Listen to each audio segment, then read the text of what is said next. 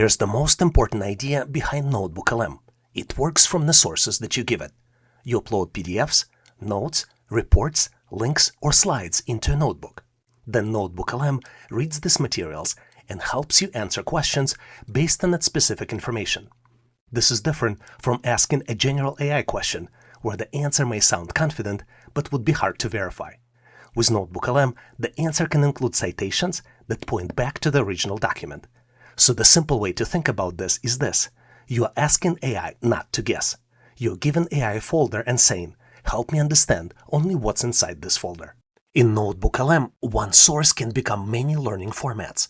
You can upload the same document and turn it into the audio overview, a study guide, flashcards, or a quiz.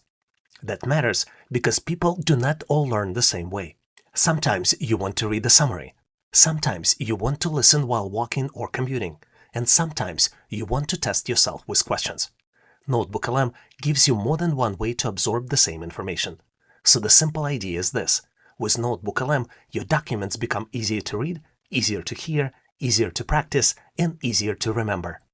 Thanks for watching. I truly hope this video helped explain the concept clearly. If you still have questions though, or if you have suggestions on how this could be explained even better, please leave them in comments. Consider subscribing to online training for everyone and joining a community of people who want to better understand how things work, build useful skills, and keep getting smarter.